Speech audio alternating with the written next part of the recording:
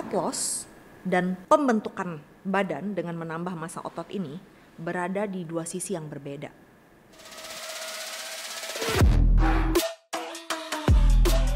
Dari pola hidupnya gimana, olahraganya gimana?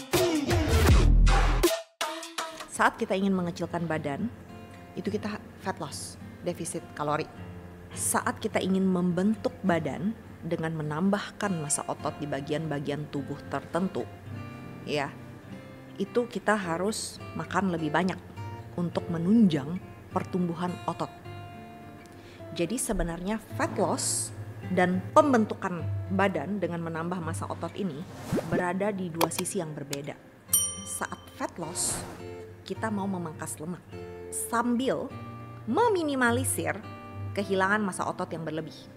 Bisa meminimalisir itu aja udah bagus. Kamu bisa memaintain massa otot kamu saat fat loss dengan makan protein yang cukup, dengan berolahraga resistance training, yaitu olahraga beban. Itu udah bagus banget. Itu udah termasuk kondisi yang paling ideal. Tapi kebanyakan pasti akan hilang massa ototnya. Ya, makanya kita mau minimalisir. Meminimalisirnya gimana? Dengan makan protein yang cukup, dengan olahraga resistance training. Kalau kalian bisa menjaga kondisinya supaya seperti itu udah bagus banget. Karena saat kalian mau bulking, ya, itu kalian kan makannya lebih banyak untuk menunjang pertumbuhan massa otot dengan latihan resistance training, betul? Saat makan lebih banyak, kita juga bisa menambah massa lemak di dalam tubuh. Nah, ini kebalikannya. Itu yang mau kita lakukan adalah untuk meminimalisir penambahan massa lemak yang berlebihan. Jadi ini dua spektrum yang berbeda. Kalau kalian gak mau gede tapi mau nambahin massa otot, gak mau gemuk coach tapi mau nambahin massa otot, itu susah banget. Kamu gak mau gemuk, ya kamu gak bisa di sini. Kamu di tengah atau di sini.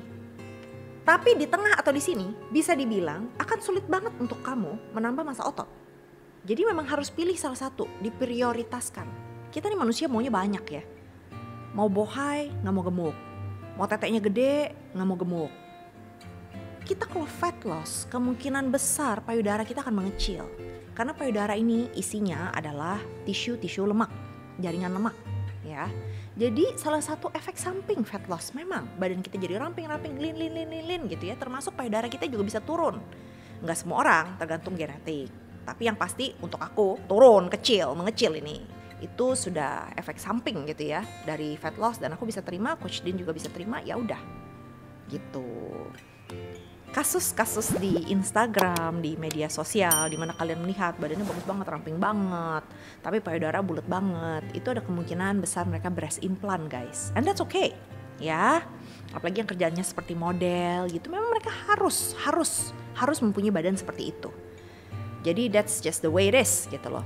So anyways, balik lagi. Jadi itu ya kedua spektrum tadi yang harus kalian mengerti. Gak bisa kalian pelintat-pelintut, gak mau ini, gak mau itu. Kalian harus tahu dulu tujuannya itu maunya apa.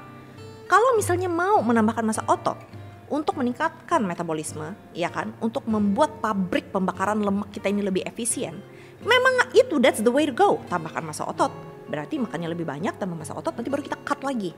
Nah, caranya kan tadi aku udah bilang tuh ya. Saat bulking, apa yang harus kita lakukan adalah untuk meminimalisir penambahan lemak yang berlebih. Nah, itu gimana? Makan sesuai cara GGL. Sama, jangan mentang-mentang kamu boleh makan di 2000 kalori, kamu makannya ngaco.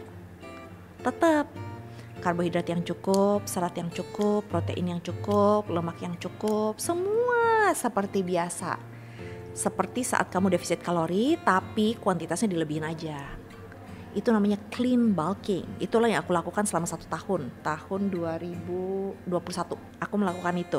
Jadi setahunan lebih aku bulking tuh dengan clean bulking. Jangan dirty bulking. Kalau dirty bulking makan yang ngaco, mentang-mentang boleh makan 2000, wah buas gitu ya. Semua snack-snack makanan yang tidak berkualitas dimakan, itu akan meningkatkan massa lemak dalam tubuh sangat cepat. It's not gonna look nice. Nanti kamu juga saat cutting itu kayak gak kemana-mana karena massa otot kamu gak menambah. So pastikan makan yang benar, olahraganya yang benar gitu. Bulking takes time, a long time. Massa otot itu tumbuhnya sangat lama. Jadi jangan berharap itu akan gampang lah gitu ya. Justru itu lebih susah menurutku daripada fat loss. Fat loss gampang banget menurut aku loh ya. Bulking itu susah banget ya. Oke. Payudara aku mengecil tapi pantatku makin padat, sama dong Chris. Ya, it's normal karena pantat itu isinya otot. Payudara itu isinya jaringan lemak. Beda emang. Makanya kalau kalian bilang tepos pantatnya, tenang. Nanti udah maintenance, kita latihan beban, kita latih pantatnya, pantat kamu jadi good. Jadi bagus. Ya. Tapi kalau payudara, aku nggak bisa jamin.